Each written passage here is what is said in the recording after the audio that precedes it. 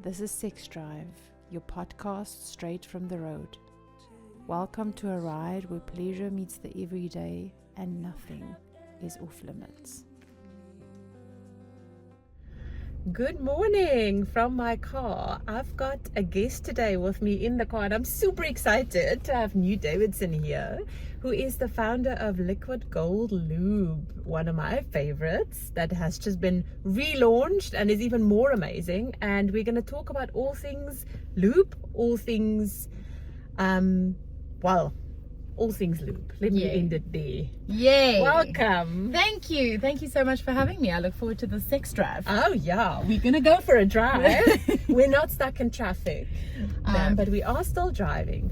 So tell us about what you do, why you do it. How did this start? How did you start making lube? Not conventional. It was not a conventional path. I was never meant to make lube. It was a happy accident that happened out of pure frustration working in sexual health. I was really frustrated personally and professionally with what was on the market locally produced. And you know, there's everything that was quality available is likely imported and well overpriced, and that became a luxury, and lubricant is an essential item. And it was from talking to, you know, friends and myself and like just a whole bunch of people, and I kept hearing I couldn't really recommend or refer a quality lubricant that was affordable and that actually gave the pleasurable protection that people are looking for when using lube. So after a braai, as all good conversations happen in the kitchen, I started chatting about lubricant and started listening to what everyone was talking about. They were using coconut oil, olive oil, because that was their options.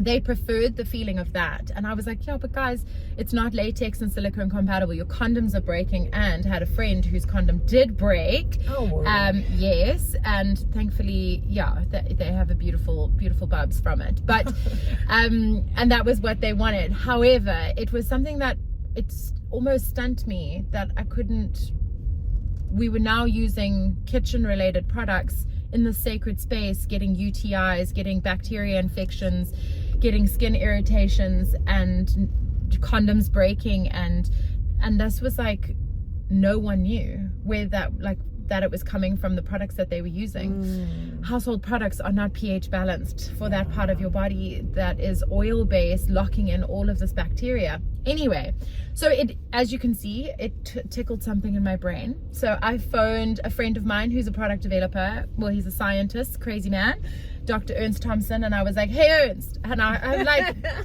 my friend, I'm being generous at this point. Now we're obviously good friends, but at this point he's an acquaintance. So I phone him and I'm like, hey Ernst, it's Nu. How hard is it to make lubricant, like a natural lubricant? And he was like, are you going into the automotive industry now? I was like, no. Like human lubricant, how difficult? And anyways, I explained to him, and I was like, I really am perplexed. I'd love to understand how difficult it is to make a quality, natural, 100% natural water-based lubricant that works with the body, not against it. And you know, like a good scientist, he couldn't put it down until he figured it out. Okay. So we started many conversations in the kitchen, literally in the kitchen, just playing around with different recipes, different things. It was not meant to be a brand. We were just developing it out of pure curiosity to see if we could find something that we could, you know, that I could use, that I could refer to friends and clients and confidently refer to. And that was essentially it. And this was going to possibly be some sideline thing that would make me some money so I could pay for all my courses, because the dream was to be a sexologist. And as we know, this is not available in South Africa. So I was going on a bit of a course craze to find anything I could in sexual health to best equip myself. And I needed money. This is post-COVID, like just COVID times. Well, pre-COVID, we started the playing around, developing, and doing tests and stuff. And then I was like, oh, I want to study. COVID happened. I was like, this is my opportunity. I know how I can like fund my studies partially. So because my other business shut down at that point, and so it began. It was my happy accident baby. And then we started to just distribute among friends of friends of friends, and then more friends of friends of friends started coming and asking, and then I was like, okay, I'll put it in a box. And yeah, that's kind of the origin. It was never in my life did I imagine that I would be saying my full-time gig now is a lube manufacturer. I love That's it. what I do. I love it. So you said it's an essential. Yes. Right? I mean, explain that. I know what you mean, but Yes. explain that, because I feel very often lubrication is one of those topics that nobody speaks about, and everyone has this idea that we must lubricate naturally in order to have a body that's functioning properly. Absolutely. In intimacy. It is an essential item because it is firstly there to protect your skin. So we don't want any pain. Penetration, if we go back to the penetration part, penetration should never be painful. Ever. Preach. Ever. It is all about pleasure, and we want to protect. So lubricant serves an essential to protect the skin from pain. And when we have pain, what happens is we have dry to dry friction. We have micro tears in the skin. And when you have micro tears in the skin, you're now more vulnerable to STIs, infection, bacteria infections, etc. And you have the pain. So and now your body remembers. So next time your body is 100%. going to be like, nope, I'm shutting 100%. down before we even start. And then it's exactly that. Your body is like, oh, I remember this. And then you apply something that doesn't have a pleasurable experience. You're further drying, you're further sticky, etc. But we'll get to that. And so I think when we think about it, we've got to think about it as an essential item to support our body. Now, if you use a proper quality product that's designed to work with your body, it's pH balanced, it's got a very simple natural ingredient list, you know what's on the ingredient list, you should know, and it's designed to work to support the body. It'll help support the body to generate its own natural lubrication, not over dehydrating you. So a lot of products are designed to over dehydrate because it's about profit. They want you to use more product. So it's important to find a product that works with your body, that gives you that little bit of a head start to just protect the skin, as well as if you're a water-based lubricant, protecting condoms from breaking if you're using condoms, as well as with your toys, making sure that it's silicone compatible, which water-based is. You can't use oil or silicone with toys, which again a lot of people don't talk about, but toys are cuck expensive, and you don't really want your expensive toy to be degraded because you chose to use olive oil. So it is an essential item for your pleasure, for your protection, and that is really the purpose of lubricant. We use it in a variety of different ways for different reasons.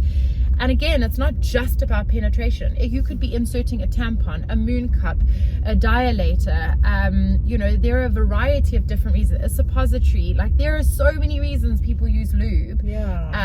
We have to kind of normalize this diverse, universally utilized product, and start stripping away the shame and stigma around it.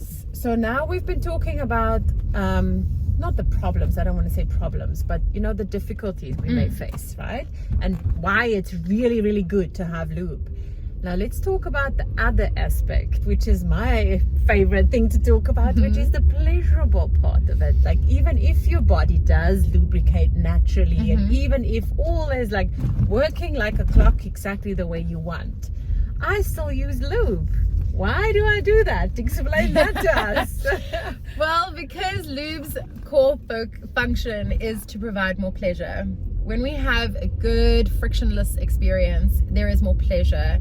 You are able to then glide over the skin. You're able to have that more pleasurable experience. And that's really the point of using lube, is to kind of get yourself in the mode, to get yourself like your body caught up. And even as you say, if you produce your own natural lubrication, you're enhancing the pleasure.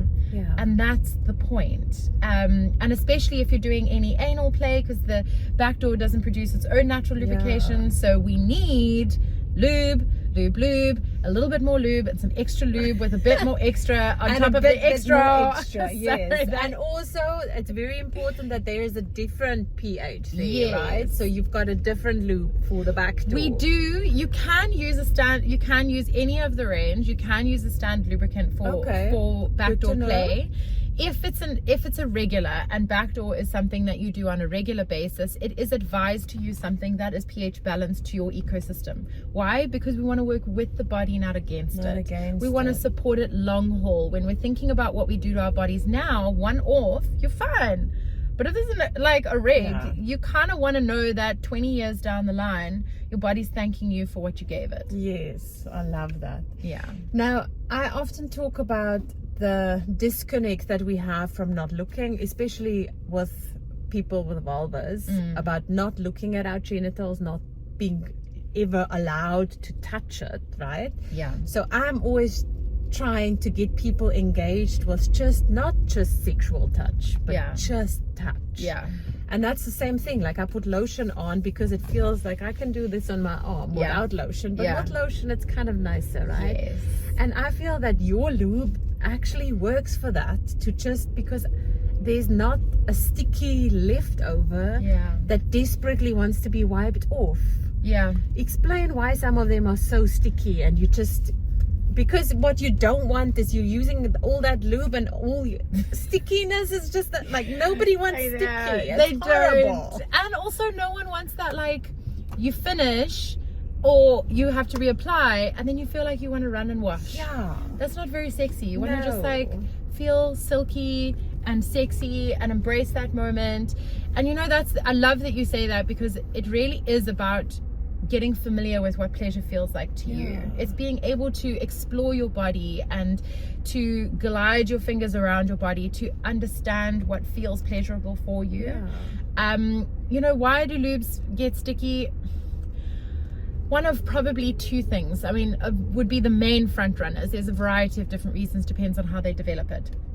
Number one is it likely has some preservatives or sugars in it that is going to create that. So it's going to absorb.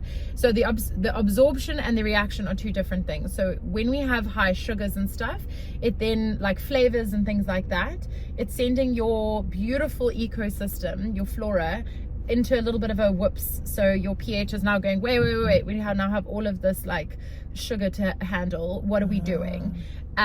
So that can also be your pH then just like having a bit of a wobble. As well as one of the core things, especially in water-based products, is what's called osmolality.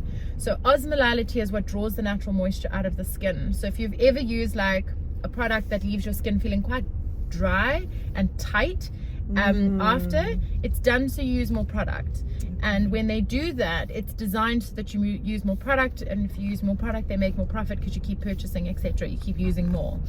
And really what that does is you want to have like a specific amount of osmolality in a product to help encourage the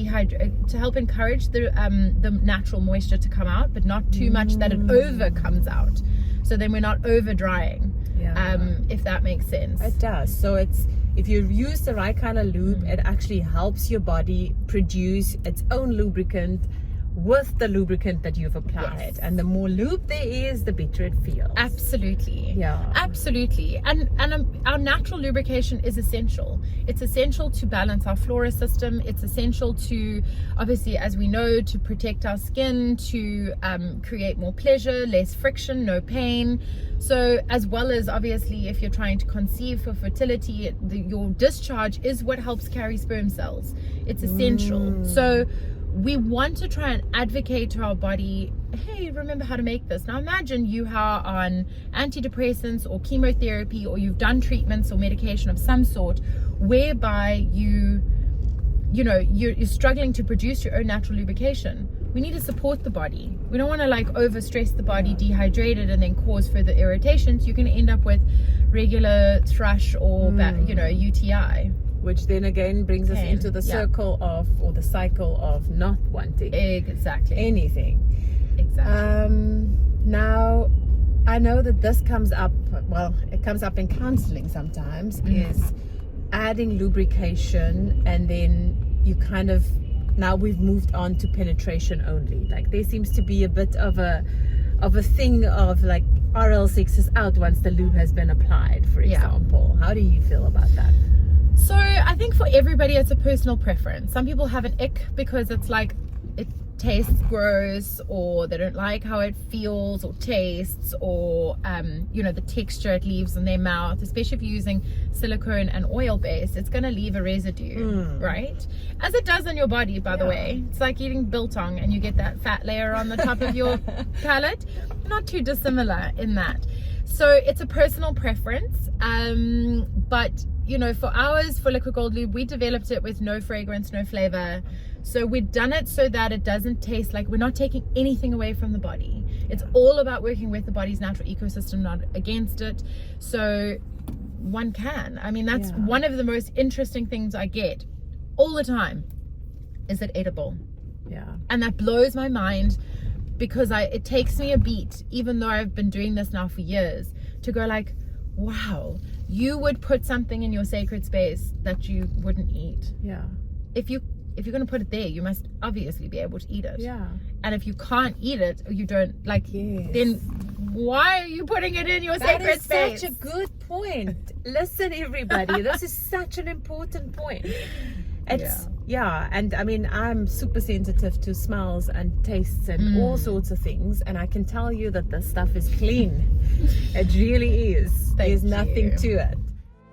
I moved to Cape Town in search of a slower, sweeter life, and found a place that cracked me open in the most beautiful ways possible.